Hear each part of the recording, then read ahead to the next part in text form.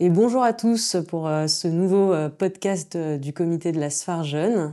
Et on accueille aujourd'hui la professeure Anne Gaudier, qui est anesthésiste réanimateur à l'hôpital européen Georges Pompidou, mais qui est aussi et surtout aujourd'hui la présidente du comité d'intérêt d'hémostase en périopératoire et qui vient nous présenter les nouvelles recommandations sur la gestion des anticoagulants en urgence. On va essayer d'aborder tous les points clés. Bonjour professeur et merci d'être avec nous. Merci beaucoup pour cette invitation, bonjour. Donc effectivement, la gestion de l'anticoagulation dans un contexte d'urgence vient de faire l'objet de recommandations formalisées d'experts qui ont comme particularité d'avoir été réalisées de façon multidisciplinaire avec bien sûr notre société, la Société française d'anesthésie-réanimation, mais en collaboration avec le GIHP, le groupe d'intérêt en hémostase périopératoire, la Société française de médecine d'urgence et la Société française de thrombose et d'hémostase. Ça a un avantage, ça nous met d'accord dans la prise en charge des patients. C'est un texte long, 97 propositions, mais nous avons fait le choix de regrouper en réalité les mises à jour de différentes recommandations, les recommandations sur les AVK de 2008, les propositions du GIHP sur la prise en charge pour une chirurgie urgente des AOD, puis la mise à jour pour le dabigatran, les textes des hémostasiens, les textes des neurologues, avec la thrombolyse pour un accident vasculaire cérébral ischémique sous anticoagulant, dont je ne dirai rien, mais en situation d'urgence, il faut se souvenir que les recommandations, vous les trouvez dans ce document. Et puis, nous avons ajouté les héparines et le fonds d'appareil puisque régulièrement se posait la question de la prise en charge de ces anticoagulants, et il n'y avait pas de texte de référence. Je vais vous proposer en fil rouge la prise en charge d'une patiente de 80 ans qui a une indication à une chirurgie urgente. Elle est venue avec les pompiers et avec une désorientation temporospatiale. Elle nous dit pour autant qu'elle a des médicaments pour le cœur et sur l'électrocardiogramme, on retrouve une fibrillation atriale, ce qui finalement est une situation standard. Donc là, on va tous se poser finalement cette question, on la voit venir, c'est est-ce qu'il y a des anticoagulants? Et si oui, quel est l'anticoagulant? Parce que ça va un peu driver notre suite de prise en charge. Tout à fait, et ça fait partie des points clés de ces recommandations, en tout cas des nouveautés. On s'est interrogé sur comment répondre à cette question. Parce qu'effectivement, quel que soit l'anticoagulant, il va impacter le TP et le TCA. On voit assez bien que le TP va diminuer avec les AVK, avec les anticoagulants oraux directs, de façon plus marquée avec les AVK. À l'inverse, le TCA va être allongé avec presque tous les anticoagulants, sauf avec le fond d'appareil NUX, et là encore de façon plus marquée avec le dabigatran et les héparines. Donc clairement, utiliser uniquement le TP et le TCA pour déterminer l'anticoagulant n'est pas possible. Ce qu'il est proposé, c'est d'ajouter un temps de thrombine, le temps de thrombine standard du laboratoire, et une activité anti-DISA, HBPM ou héparine, pour réussir à déterminer quel anticoagulant est à bord. Et on voit instantanément que lorsque le TP est abaissé, l'INR allongé, mais ni le temps de thrombine ni l'activité anti-DISA ne sont modifiés, c'est que le patient est traité par AVK. Si le temps de thrombine est normal avec un allongement de l'activité anti-DISA, on va aller chercher du côté des AOD anti-DISA direct, des HBPM, du fond d'appareil NUX et de l'héparine non fractionnée. À l'inverse, quand le temps de thrombine est allongé sans allongement de l'activité anti-DISA, on pensera au dabigatran, aux HBPM et à l'héparine non fractionnée. Pour toutes ces raisons, on a proposé que chez un patient dont les informations relatives à la prise en charge d'un traitement anticoagulant ne sont pas connues, on réalise un TP-INR, un TCA, une activité anti-DISA et un temps de thrombine. Et donc, a priori, dans ces nouvelles recos, toujours pas de place vraiment standardisée pour les hémostases délocalisées, malheureusement. Alors, on aurait bien aimé pouvoir dire que la viscoélastométrie va nous aider à faire ce diagnostic. Pour aujourd'hui, sur les appareils avec les réactifs standards, effectivement, on arrive à peine à détecter la présence d'un anticoagulant. Donc, déterminer le niveau d'anticoagulation n'est pas possible. Il y a un des appareils de viscoélastométrie qui utilise des réactifs spécifiques, qui est peu commercialisé et qui arrive en bout de course pour aujourd'hui, à moins qu'il soit repris par un autre industriel, qui permettrait d'être une option grâce à ces réactifs spécifiques, mais sur le Rotem, le Cantra et le TEG utilisés dans leur version standard, non, aujourd'hui on ne peut pas répondre à cette question. Et donc finalement, on va se retrouver chez cette patiente, imaginons, avec un temps de thrombine allongé, un anti-DISA qui est plutôt négatif, voire même égal à 0, ce qui nous amène vers le dabigatran. Deuxième question qu'on va tous avoir envie de se poser, la quantité finalement d'anticoagulation, la quantité de médicaments, et est-ce que ça augmente finalement notre surrisque hémorragique chez notre patiente? Oui, c'est ça, il faut pas s'arrêter à la première étape il y a du dabigatran à bord, mais il faut déterminer si ce niveau est élevé ou pas. Et ça, on va passer par des tests spécifiques. On a besoin du laboratoire. On va demander des concentrations en dabigatran avec un temps de thrombine dilué ou un temps d'écarine. On va dire peu importe les tests, mais nous, ce qu'on va demander, c'est une concentration en rivaroxaban, une concentration en apixaban. Une fois qu'on a la concentration, il s'agit de l'interpréter. Et là, il faut connaître les seuils de sécurité hémostatique. Ils ont, là encore, été formalisés dans les recommandations. C'est 30 ou 50 nanogrammes par millilitre en fonction du geste ou de la localisation de l'hémorragie. 30 nanogrammes par millilitre, c'est plus sécuritaire. C'est pour tout ce qui va être neurochirurgie, gestes neuraxiaux. Le 50 nanogrammes par millilitre, finalement, va convenir pour les hémorragies plus classiques en dehors du crâne et puis pour la chirurgie générale. Alors, mettons-nous dans l'hypothèse donc de notre patiente avec son dabigatran et puis une dose largement au-dessus de ce qu'on pourrait faire en termes de gestes, puisqu'on va dire qu'elle a 170 nanogrammes par ml. Maintenant, la question, c'est est-ce qu'il faut réverser dans cette situation l'AOD et s'il faut le faire, comment va-t-on faire, notamment pour le dabigatran? Effectivement, pour répondre à cette question, on va d'abord regarder la chirurgie et ensuite le patient. La chirurgie, clairement, il y a deux types de chirurgie. Les procédures à faible risque hémorragique, celles qu'on accepte de réaliser alors même que le patient a des anticoagulants parce que, comme la chirurgie est à faible risque, ça ne va pas induire de complications hémorragiques. Et à l'inverse, les procédures à risque hémorragique élevé pour lesquelles, si tout était possible, on souhaiterait normaliser l'hémostase.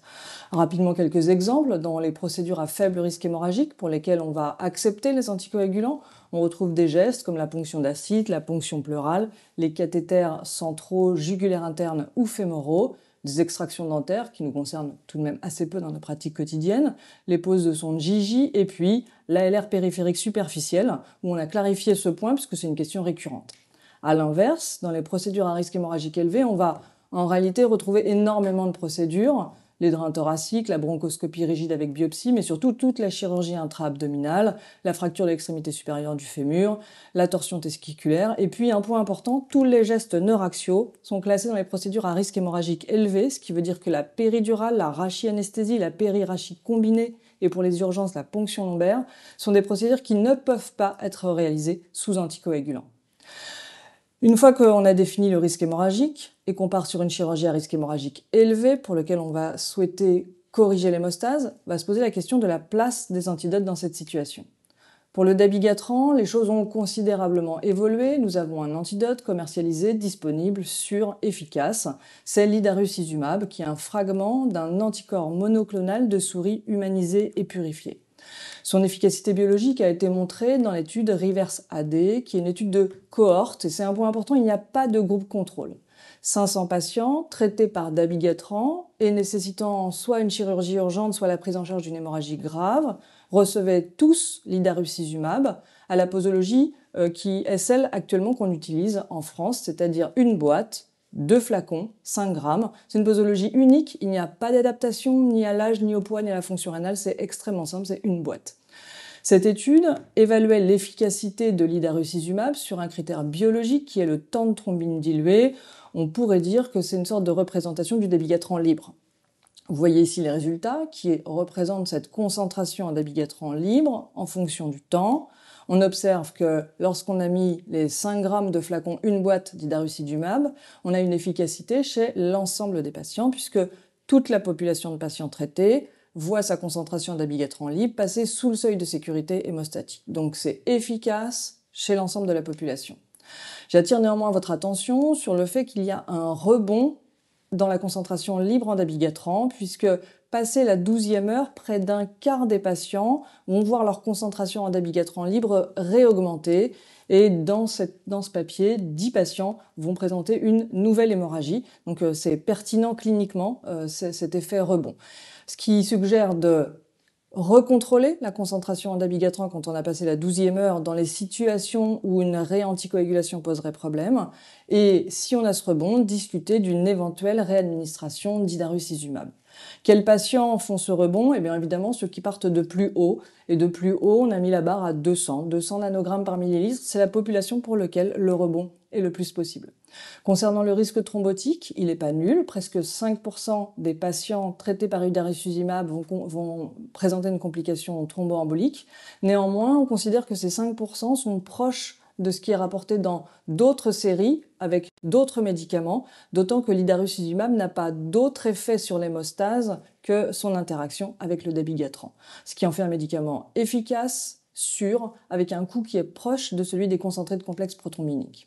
Si on devait positionner l'idarucizumab dans les procédures invasives non programmées d'un patient traité par dabigatran, en premier lieu, on évalue le risque hémorragique de la procédure. Pour les procédures à risque hémorragique élevé, on mesure la concentration en dabigatran. Quand on est sous le seuil, on passe directement à la procédure puisqu'il n'y a pas de surrisque hémorragique lié au résidu de dabigatran. Quand on est au-dessus du seuil, eh bien, on administre l'idarucizumab à cette posologie de 5 grammes et on réalise la procédure. Dans les situations où on partait de haut, de plus que 200 nanogrammes par millilitre, et pour lesquelles on souhaite que l'hémostase soit normalisée longtemps, eh bien, passé la 12e heure, on refait un dosage pour voir si on est dans les situations de rebond de dabigatran qui nécessiteront de discuter d'une réadministration, ou bien si passé la 12e heure, la concentration reste faible et ne nécessite pas de réadministration. Ça, c'est pour la chirurgie urgente. Pour les hémorragies, finalement, on a positionné l'idarucizumab de la même façon. En cas d'hémorragie grave chez un patient traité par dabigatran, évidemment, on fait les gestes hémostatiques dès que possible, sans les retarder. On mesure la concentration en dabigatran. On reprend le seuil de 50 nanogrammes par millilitre pour presque tout. Et si on est déjà sous le seuil, on ne fait pas de réversion.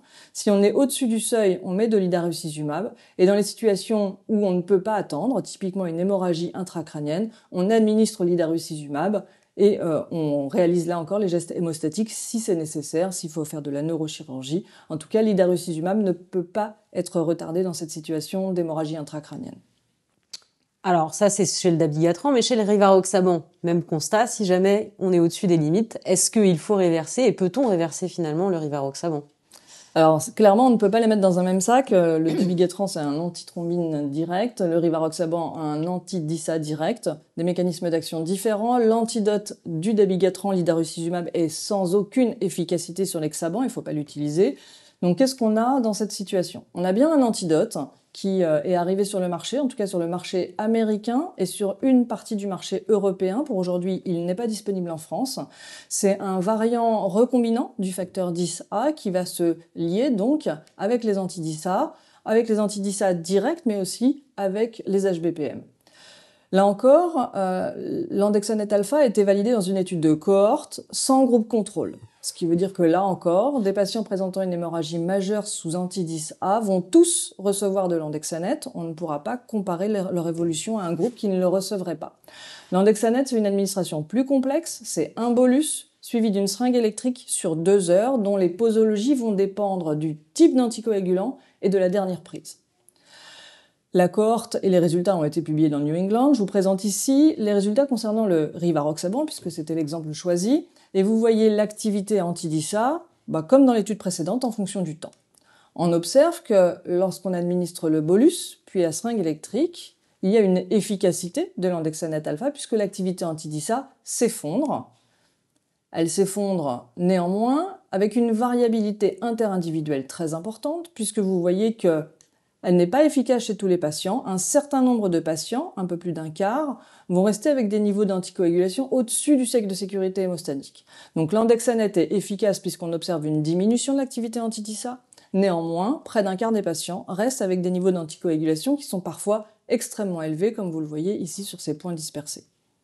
C'est le premier problème. Le deuxième problème, c'est un bolus plus une seringue électrique de 2 heures. Une seringue électrique de 2 heures, une fois qu'on arrête cette seringue électrique, vous voyez que 4 heures plus tard, plus des 3/4 des patients sont de nouveau anticoagulés et avec des niveaux d'anticoagulation très élevés, ce qui dans notre pratique clinique va poser problème parce que dans le cadre d'une hémorragie grave ou d'une chirurgie à risque hémorragique urgente, en général, passé la 4e heure, on souhaite toujours que l'hémostase soit corrigée et donc ce schéma d'administration pose souci. Le dernier point, c'est les événements thromboemboliques. C'était 4,8% avec l'idarucizumab. Ici, on est à 10% à 30 jours.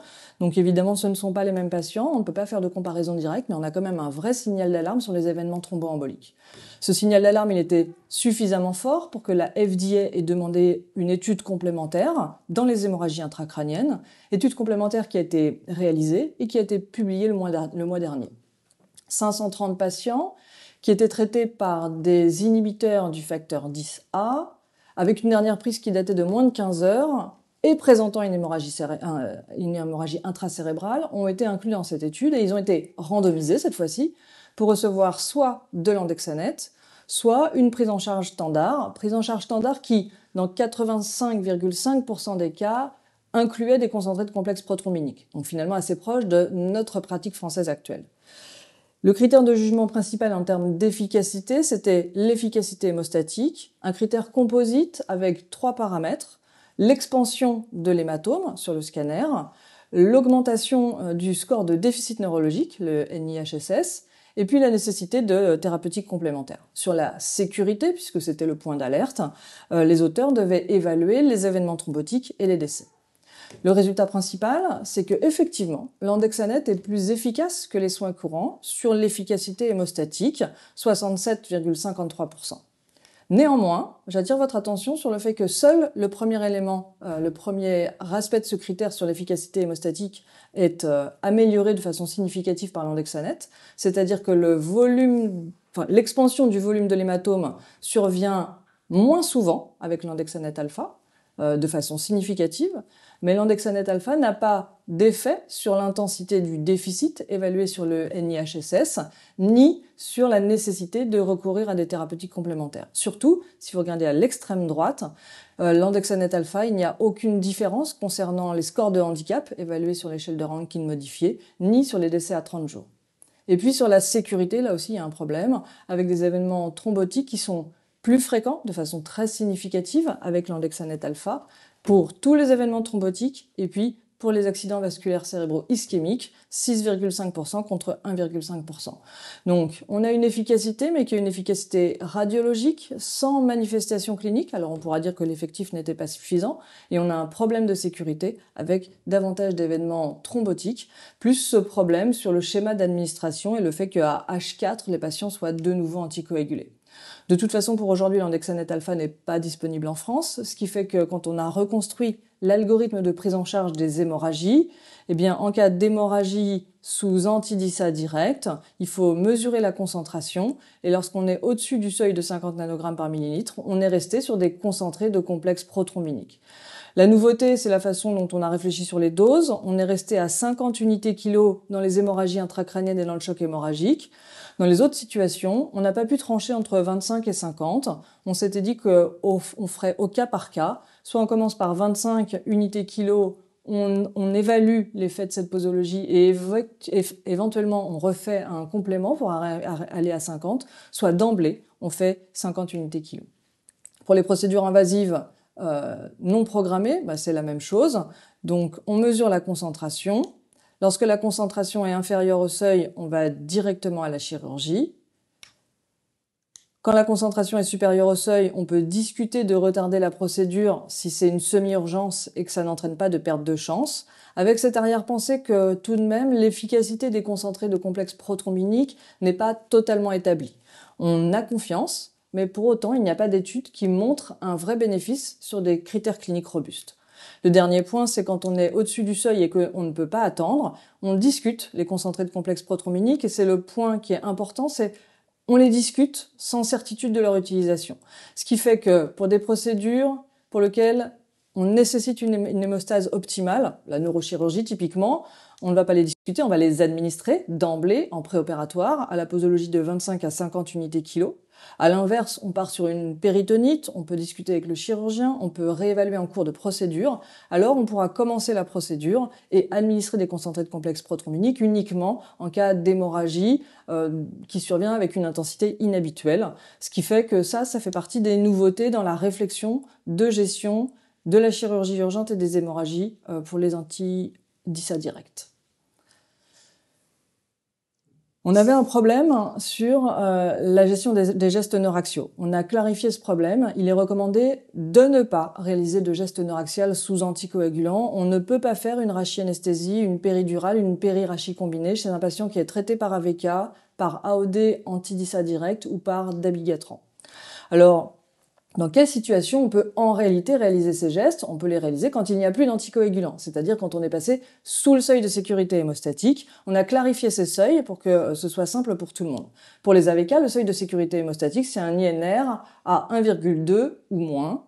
Pour les AOD, c'est le seuil de 30 nanogrammes par millilitre. Pour les HBPM, c'est un antidistat HBPM inférieur à 0,1 unité par millilitre, ou en tout cas sous le seuil de détection de votre laboratoire. Pour le fond d'appareil Nux, là encore, c'est sous le seuil de détection du laboratoire, ce qui nous amène à 0,1 microgrammes par millilitre. Alors, on a parlé de ces nouveaux anticoagulants qu'on voit de plus en plus, mais il reste quand même aussi des patients avec les AVK. Est-ce qu'il y a eu des modifications et finalement, quelle est la prise en charge de nos patients sous AVK qui arrivent comme notre patiente de 80 ans en urgence? Alors effectivement, les AVK, il n'y a pas de grande nouveauté. La mise à jour de ces recommandations, ça nous a permis de reformaliser les algorithmes. Donc on est parti d'une procédure invasive non programmée, si le risque hémorragique est élevé, puisque c'est toujours la première question. La question est de savoir si on peut attendre un peu ou pas. Dans les situations où c'est urgent, on mesure l'INR. Et puis, selon la situation, si on est déjà sous le seuil, on va au bloc. Si on est au-dessus du seuil ou si on n'a pas le temps d'attendre le seuil, on fait des concentrés de complexe prothrombinique. Là aussi, on a formalisé les posologies, 25 unités kilo quand on n'a pas d'INR, et puis la posologie adaptée au résumé des caractéristiques du produit, puisqu'il existe différents concentrés de complexe prothrombinique commercialisés en France. Et on associe de la vitamine K de façon systématique, on n'a pas changé la posologie, c'est 5 mg dans le contexte de la chirurgie non programmée. On recontrôle l'INR pour vérifier qu'on est passé sous le seuil de sécurité hémostatique, et on réalise la procédure. On en a profité pour rediscuter des procédures semi-urgentes, celles pour lesquelles on peut attendre le lendemain sans prise de risque pour le patient. Dans ces situations, on mesure l'INR et on administre de la vitamine K. Là aussi, on a formalisé ces 5 mg, c'est-à-dire la même posologie que dans le bras d'à côté. On recontrôle cet INR à 12 heures, puisque, soyons raisonnables, la vitamine K, ça marche, mais ça marche de façon inconstante et souvent pas suffisamment ou pas suffisamment vite, ce qui explique qu'on ait repositionné cet INR de contrôle. Enfin, pour les procédures à faible risque hémorragique, eh bien, on va au bloc opératoire pour réaliser la procédure. On vérifie juste que l'INR ne signe pas un surdosage. Un INR à 9, même pour une procédure à faible risque hémorragique, on est moins confortable. Et puis on vérifie que le patient n'a pas d'autres facteurs de risque hémorragique, qu'il n'est pas hémophile, qu'il n'en profite pas pour prendre du ticagrelor, parce que dans ce cas, potentiellement, on modifierait notre prise en charge. Alors, notre patiente, finalement, maintenant qu'on a son diagnostic et qu'on sait que c'est une fracture de l'extrémité, qu'est-ce qu'on doit faire? Est-ce qu'on doit attendre? Est-ce qu'il faut aller à la chirurgie en urgence? Parce qu'on sait aussi qu'il y a des recommandations, il y a de la littérature qui nous dit qu'il ne faut pas attendre, finalement, chez ces patients-là et que ça reste une chirurgie urgence, cette fracture de l'extrémité. Alors ça, c'est une bonne question, parce que c'est un très gros volume de patients, en réalité, auquel on est confronté. Eh bien, le fait qu'ils prennent des anticoagulants ne modifie pas notre prise en charge dans l'évaluation du degré d'urgence. Ça reste une urgence, et les patients ayant une fracture de l'extrémité supérieure du fémur et des anticoagulants, si on attend plus que 48 heures, on va voir aussi leur mortalité augmenter. Et puis surtout, il faut bien se dire que la fracture, elle est là. On a un foyer de fracture osseux, et donc un saignement actif, et le fait d'attendre que les anticoagulants s'éliminent tout seuls, en réalité favorise le saignement au niveau du foyer de fracture et donc expose le patient à plus de transfusions, à de l'hypovolémie et à des complications. Donc le grand message, et on l'a écrit dans les recommandations, en cas de fracture de l'extrémité supérieure du fémur, il n'est probablement pas recommandé de retarder la prise en charge chirurgicale. Il n'est probablement pas recommandé, c'est parce que la littérature est globalement peu robuste et ça ne permettait pas de faire une recommandation forte sur le sujet. Et dans ce cas-là, si jamais il y a chirurgie, est-ce qu'on peut aller à l'arraché-anesthésie au vu de tout ce qu'on a dit jusque-là, qui reste quand même, dans certains cas, une vraie stratégie anesthésique recommandée? Très bonne question. On va raisonner exactement de la même façon. On a une fracture de l'extrémité supérieure du fémur, c'est-à-dire une procédure à risque hémorragique élevé.